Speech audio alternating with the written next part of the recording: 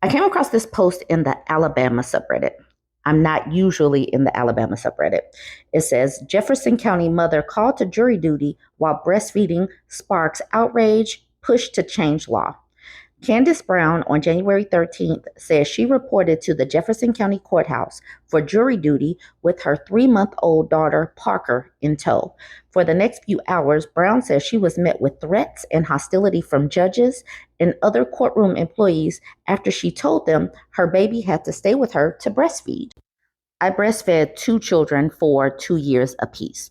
So I know exactly what this woman is going through because breastfeeding is so taboo for some reason. And people do make some crazy and uninformed comments, thinking that you could just give the baby to somebody else to hold or to feed. Not all babies take bottles. Not all women can pump and get a lot of milk out. And no, you can't just give formula to an exclusively breastfed baby. So please know and understand that there is a lot of ignorance surrounding breastfeeding, and considering this is a pro-life state. And why would they not have more pro-mom laws? Anyways, let's get into this. I just wanted you to know and understand why I'm enraged by this. Jefferson County mothers are hopeful that a recent courtroom incident will lead to better legal protections for nursing women. Candace Brown on January 13th says she reported to the Jefferson County Courthouse for jury duty with her 3 month old daughter, Parker, in tow. For the next few hours, Brown says she was met with threats and hostility from judges and other courtroom employees after she told them her baby had to stay with her to be breastfed. I went today with Parker in tow in the middle of sixth season, and it was a horrible experience, Brown wrote in a Facebook post. There were two other mothers there, and the judge said that those with children there need to make accommodations for their children to be picked up. The judge said they would hate for DHR to be involved. Brown claims Jefferson County Circuit Court Judge Shantae Owens is the one who threatened to call DHR. She added that Circuit Court Judges Elizabeth French and Marshall Jackson Hatcher also addressed the group. Brown says she had called and turned in forms to be excused prior to reporting for jury duty, but was refused. Reading these names, Shantae Owens, Elizabeth French, Marshall Jackson Hatcher, all of these judges are women judges. And you would think that they would be more accommodating, but they literally were not. And that is sad and appalling. And, I would expect that from a male judge, but I would think that women judges should be more accommodating because they could have addressed these women differently, these mothers differently. But anyways, let me continue. Brown said she had called and turned. I already did that part. The judge would not excuse me and said I need to make accommodations for her. I said I could not, or my baby couldn't eat. She, Hatcher, made me sit back down to wait another almost hour for the excuses to be heard. Excuses. These are not excuses. These are real life. This is real life, what this mom and baby were going through. This is not an excuse. Breastfeeding is not an excuse. Efforts to obtain comments from Judges French and Hatcher on Wednesday were not immediately successful. Judge Owens, in a statement to AL.com on Wednesday, said Brown was excused and called the situation a misunderstanding. The juror was indeed excused a short time after arriving for jury service, as was any other similarly situated individual called for jury service. Owens' statement read, I too am a mother and have been a breastfeeding mother previously, and therefore would excuse jury service for a period of time for any individual under the circumstances. Owens added that under state law, there are well-established mechanisms in place to excuse individuals from jury duty prior to service. I take these procedures seriously to ensure that the jury selection process runs lawfully, smoothly, and efficiently. If any additional laws are enacted regarding jury service or any other matter, I would be delighted to follow those laws as well, Owens wrote.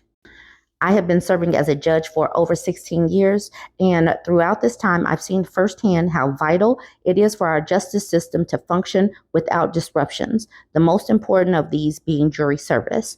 The integrity of the judicial process is paramount, and I will continue to work toward ensuring that our trials proceed fairly and efficiently for all parties involved. And then here is Candace Brown making her Facebook post. I won't do this whole post, but she says, I don't post much, but this I have to. I was called for jury duty in Jefferson County today. Parker just turned 3 months and is exclusively breastfed. She will not take a bottle at all. The only way she will eat is by me. I called and turned in the forms to be excused, and it was not granted. So she tried to do what she needed to do to be excused beforehand.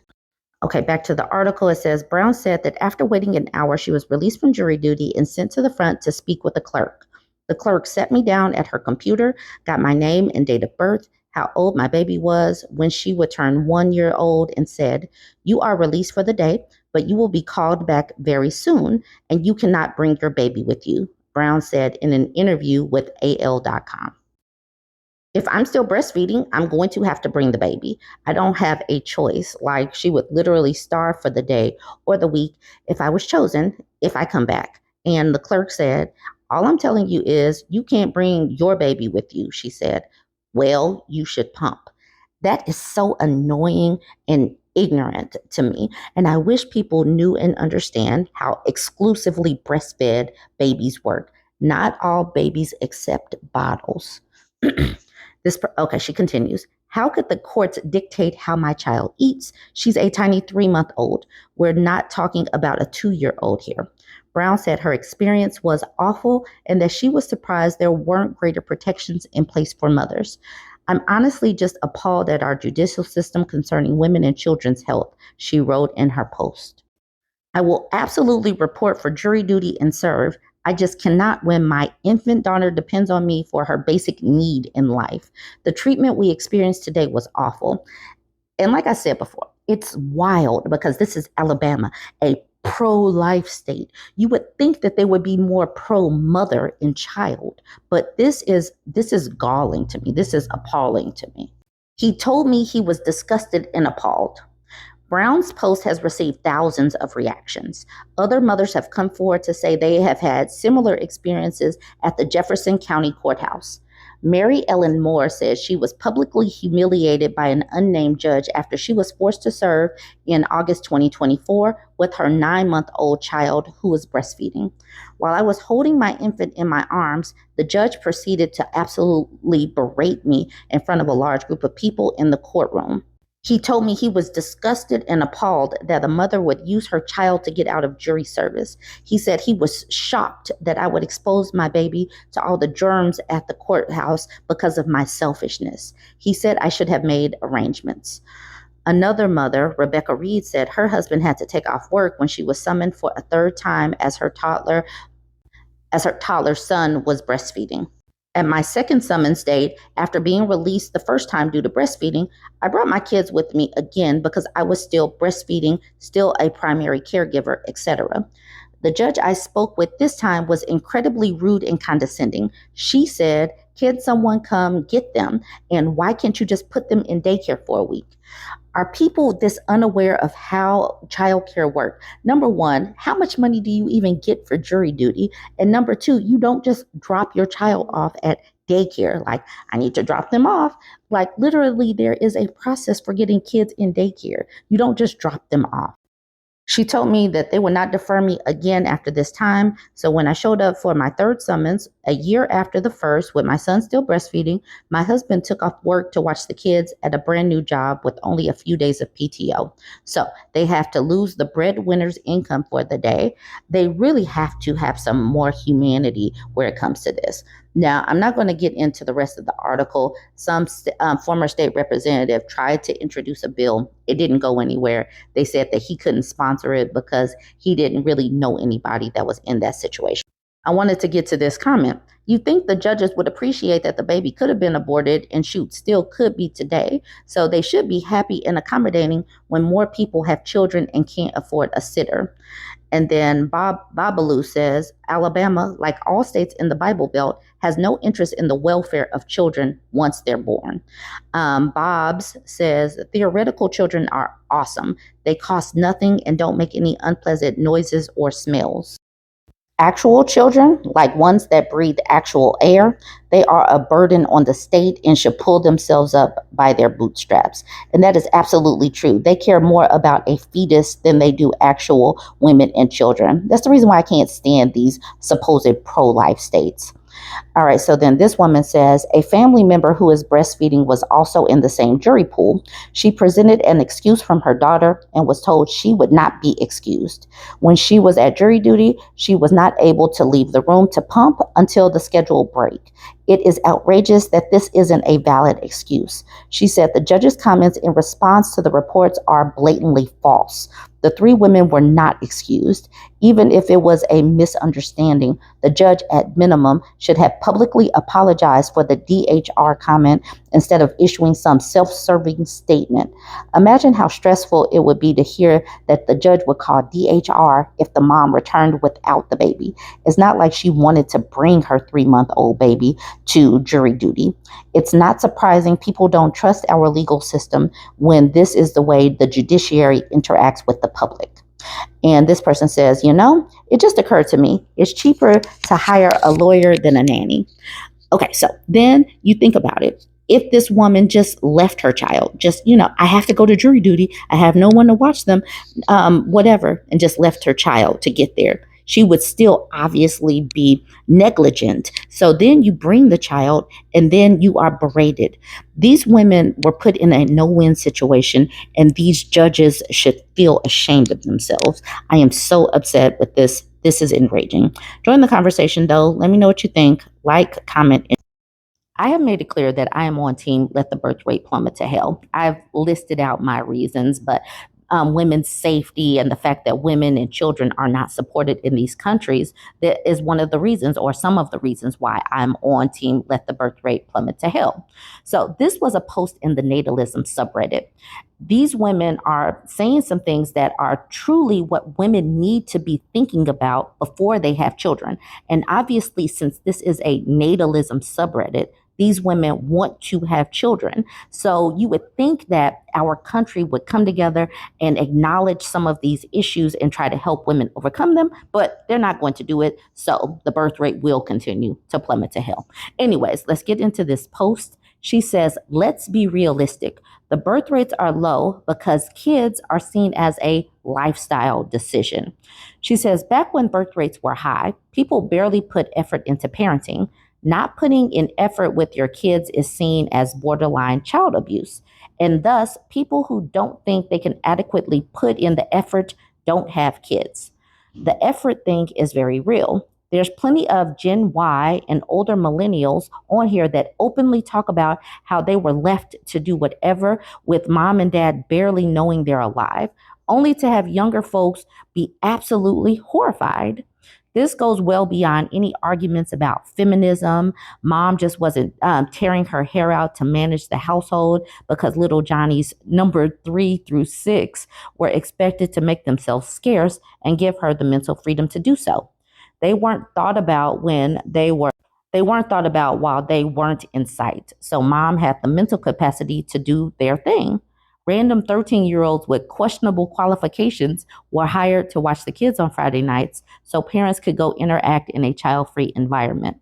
There were a plethora of these to choose from because they didn't get spending money and were too young for a W-2 job. And little Cindy was expected to be a reliable babysitter for her younger siblings by age 12 so dad could save the $20. Kids just got bad grades and they weren't sent to tutors or given hours of help with their homework. None of this flies in middle class society today. Most parents I know don't let their kids play even in the front yard unsupervised, let alone off the property. Kids have scheduled play dates since it's hella rude to come up on someone's house and expect interaction. My friends use adult babysitters with arm's list of certifications and references and reasonably pay the appropriate price for this.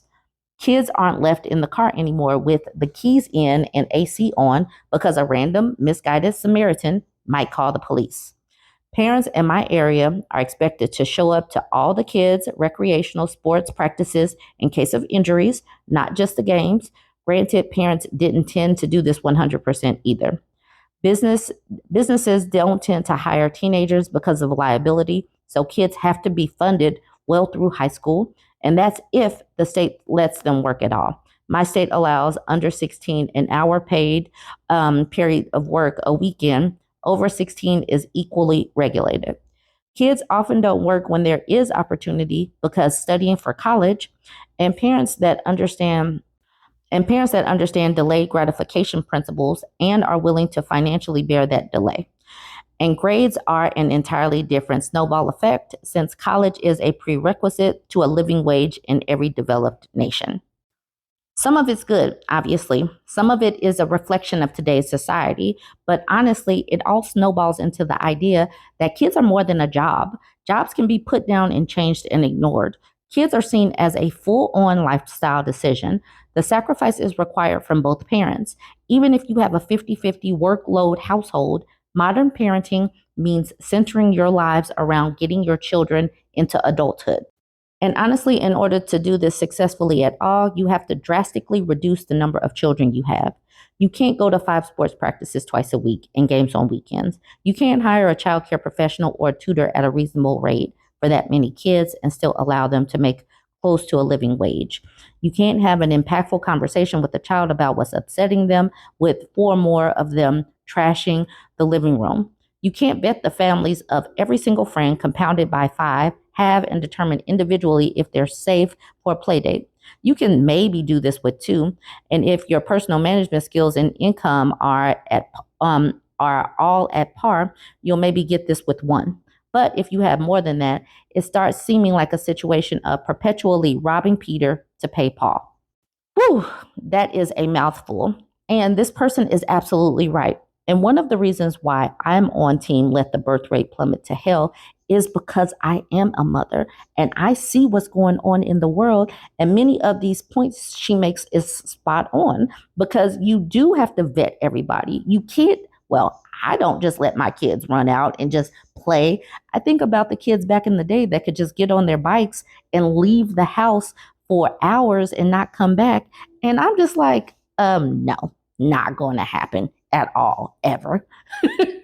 But that's just me. Like, I see how we were raised and we could just be gone. We were expected to be gone for hours and people not know where we are. And that situation is just like so foreign to me. Like, how did they get away with doing that? Now that I'm a parent, I sit up and wonder, how did parents of olden times get away with just letting your kids go? And obviously we made it to adulthood, but yeah, no. I'm not doing that. So I know how hands-on I think parents should be, but I know that not everybody has the capacity, the time, energy, and funds to do that. Medium Bone Bonita says, I agree with us, or maybe I agree with you.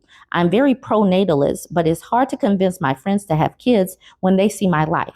Since having my kid, I've pretty much effectively been on lockdown as a stay-at-home mom, especially as a breastfeeding mom. Childcare is so expensive that my husband and I can't afford for me to work because my income capabilities are not enough. And then being a single income household in this economy further isolates us from being able to afford to do anything fun. Most activities have to be centered around our kid in some manner because activities that are not often don't go over very well with the kid.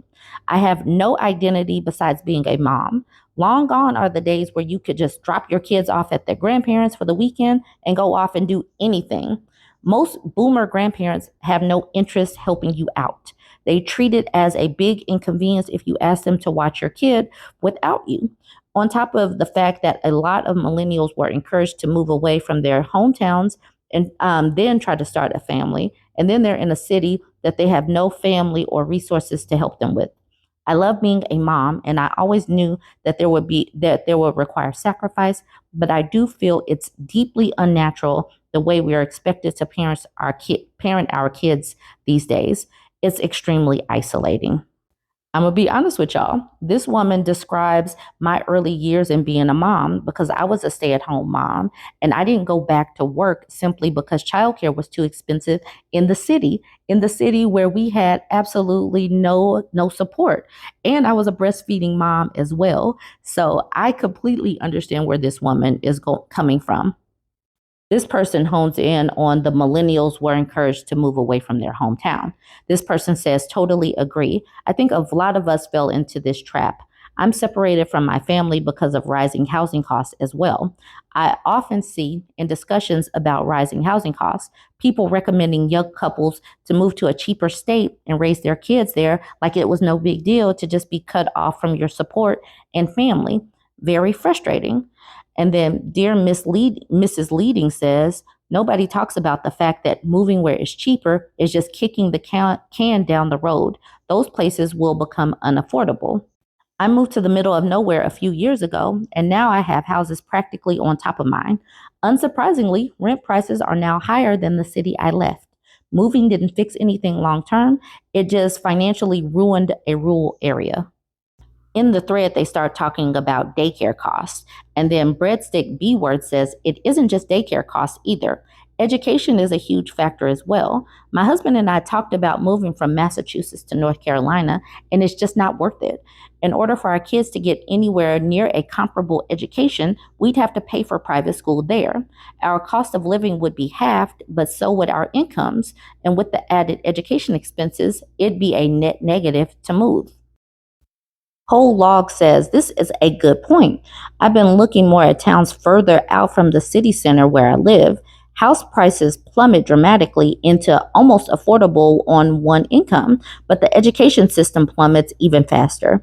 In my case, I'd be looking at enrolling them out of district and driving something like 40 minutes each way or homeschooling.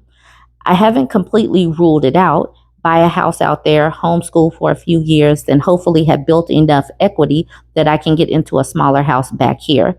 I don't know. Seems risky if house prices change in an unfavorable way to me, and then I'm stuck.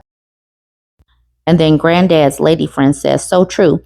I grew up in a high cost of living area, and many of my family friends moved out of state to start their families. They used to kind of tease me about paying a mortgage 3 times theirs just to live in our home state. But my parents and sister live 25 minutes away. Now that my friends are having babies, they're all telling me how incredibly hard it is to do it alone. We feel deeply privileged to barely squeak by on being able to afford a home here as we're expecting a baby, but also the only way my husband and I could do that was by spending our first 15 years of adulthood pursuing advanced degrees and building lucrative careers and investments, which is also something natalism seems to frown upon. There's no winning. Now, this woman speaks some facts, but the thing is, these are all things that you have to consider when having a baby, when building a family. Financial planning and family planning go hand in hand, thinking about where they're going to be educated. Before I had children, I was living in Chicago. I knew that I did not want to send my kids to public schools. So I decided to make a sacrifice in that. And my kids have never been to public schools. It is definitely a sacrifice, but this is something that you need to know about yourself and the person that you're partnering with so you can make plans to do those types of things. Some people have babies so willy-nilly that they're not thinking about they're not thinking about the school system or finances or how much extracurricular activities cost, how much schools in the system cost. Are you private schooling or whatever? A lot of people don't do that. They just deal with it as it comes along. And these are the types of things, these kinds of conversations need to be had. But like this woman says, she was, having a lucrative career in investments. And she says, which is also something natalism seems to frown upon, because some people are like, you can just raise your child on love and happiness and, you don't need everything. And that is just some BS, because as these kids get older, it becomes more expensive unless you're just sitting at home eating rice and beans and only having like 3 changes of clothes. Anyways, join the conversation. Let me know what you think, and don't forget to like, comment, and share. And if you made it this far, go ahead and hit follow if you're not following. Many times listening to men talk about relationships is like smelling sewage. It's like seeing throw up on the ground and then trying to navigate around it. It's nails on a chalkboard. It's like, I want to avoid it at all costs. So this man right here says, I got to ask you a question. Are you in love with your wife? And this man right here says no, without hesitation. They know that they're on a podcast and recording each other. And he said no. And then the other man said, me either. Both of their rings are prominent. I could not imagine. I could not imagine saying anything like that about my significant other on video. And these are married men. They are literally the worst ambassadors for marriage, because why would any single woman choose this on purpose? The gall, the nerve, like what is in it for women dealing with these types? And that's what I said on his post. Married men are some of the worst ambassadors for marriage. Beautiful 3224, they want each other. This is how it starts. And then the creator just laughed. Kenny said, may God protect all of us from a marriage like this, because, huh? And Mila said, being in love with your wife is overrated, huh? User and a bunch of numbers says, most men feel like this. They get married knowing their time with their wives are temporary. Men don't get married to stay married forever. Women need to get out of fantasy land. Please explain to me then why they are so pressed about single women. And like literally they really try to push marriage on everybody. But okay. Dee Dee says, I would have been at home contacting a lawyer immediately because, huh? Jazz says, and people really don't think that women are happier single. Asia says, no, they try to convince us we are not. Mimi says, the happiest I've been thus far. Was married for 18 years. B says, every time I say I don't want marriage, a man tries to convince me to change my mind. And all they do is convince me to never do that. Jazz says, men are completely oblivious to how much they suck. Tiffany says, take the mics, cut the cameras, glue the lips shut now. But I don't think that that is a good plan. I think we do need to hear them speak because it helps other women navigate this. Because if you really thought your man loved you and then they're talking like this with their boys, at least you have a fuller understanding of what is going on. Now with social media, we have women that are saying that I am doing 90% of everything at home.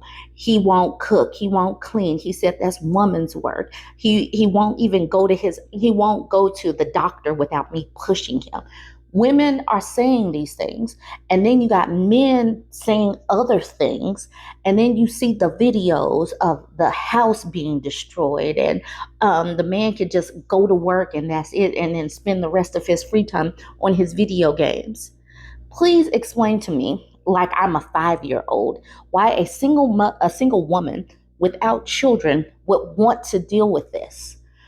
Nikki Miller says lavender marriage, marrying your gay bestie, marrying your bestie in general would be better than marrying somebody like this.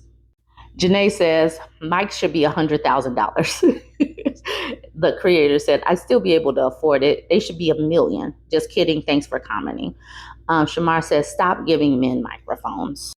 Y'all let me know what you think about this. Please let me know what you think about this. I literally don't have much to say about this. So I will just leave it to y'all to let me know what you think. Join the conversation, like, comment, and share. So this 27-year-old man, he found out that his mother was not the one to play with. She posted this in the Petty Revenge subreddit. I do not know the Petty Revenge subreddit, but this looks like one that I need to explore more. Mama said, you want spicy? You got it. You want spicy? You got it. Let's see what happened. So mama is 50, son is 27. She said, my son recently moved home to save up for a house. To say he's been an entitled jerk, is mild. He expects he expects that his laundry is done. What? Doesn't want me to shower when he's home so he doesn't have to wait to use the bathroom. The list goes on. He never behaved this way when he was younger. He's not paying us anything to live here, but expects good meals on the nights he's home. No pot roast or leftovers for him. Nope. He expects restaurant quality food for free. His list of new food dislikes is longer than a school bus. Night before last, I had a migraine headache and asked my husband to grab takeout on the way home. Sonny Boy's sorry butt screamed at me for being too lazy and selfish to cook. Working men need real food, and that I should get off my butt and make my chili con carne, but make it hot for once. He was tired of eating bland crap. I was pissed. How dare he? I was about ready to go nuclear when my migraine-addled brain had a better idea. I put on a pot of chili the next day and headed to my favorite Mexican grocery store for a surprise. I spoke to the manager and he actually directed me across town to an Asian market that had just the thing I needed. I got home, and when it was time to eat, I dished up a heaping bowl of chili for Sonny Boy, along with a generous dose of chili oil. This stuff was so hot, it made my eyes burn just stirring it in. He sucked down 3 spoonfuls before it hit him. He turned red, he spit, he coughed, he downed his soda, then another, tears running down his face. He asked his dad, "How can you eat that?" His dad calmly replied, "Because I have the good sense to not make your mom mad about her cooking." Sonny downed about a half a gallon of milk before he started packing his room up. He says he can't deal with my crap anymore, and he'd rather move into a motel or move in with his brother rather than risk being poisoned by my cooking. Edit to add. He used to be a decent, polite kid who'd eat just about anything until recently. I'm not sure if his ex-girlfriend made him an ass or if he's being influenced by his new generation burner bros because, like your generation had poopy weed, and we modify ours for the ultimate experience. Dad and I found a bunch of his crap, including 2 bongs, several pipes and grinders, and the stuff to fill it with. We decided to flush his weed and run the rest to the dump. you know, I don't know this subreddit, but if people are doing petty revenge like this, like adding some chili oil to stuff when people are like coming out of their mouths the wrong way, then this, like I said, this sounds like something that I need to explore more because I'm here for it. Because how dare you move into my home as an adult? You're not even a kid. You're an adult. You should have been self-sufficient by now. Why do you think that you have the right to tell me, your mother, anything? I am galled. I am appalled. I am taken aback because the nerve. Anyways, I got a good laugh out of this as I read it. I hope you did too. We're going to look at some of these comments. Potatoes Pancake says, "Who taught him to speak and behave this way towards you? Is it a recent thing? If I act like this to my mom, my great great great grandchildren would feel the aftermath." I agree that that's probably what would happen. Bell Rock Photography said, "Guessing he listened to the Dude Bro podcasters telling him how to be an alpha." I don't think that you're supposed to be an alpha like this towards your mom. This person says, "Strong vibes of the top G, the top potato poisoning." Mauve Carpenter says, "It reeks of it, in fact." Night God says, "Smells like Axe body spray." Severe Ad says, "To be fair, Axe body spray doesn't scream at its mother and insult her cooking." AJF says, "Kind of ironic, as I'd expect living with mommy to be one of the least alpha things you could do." Bill Rock Photography says, "Which is why he had to be such a peen about it. When you struggle with the fact that you willingly become a beta, you have to play act the role of an alpha even harder. Like you have to go even harder into the alpha role." The Hick says, "Even when my mom was near the end and couldn't move on her own, I guarantee I would have been in some pain. She probably would have paid someone to do it. Don't be an ass to your parents." And then Leadfoot Leslie says, right? My partner helps with the meal prep and says thank you afterwards for dinner. I'll generally clean up, but he makes coffee, cappuccino, and breakfast in the morning. See, that's what you're supposed to do. Someone does something for you, do something for them. Reciprocate, support each other. It's really not that hard.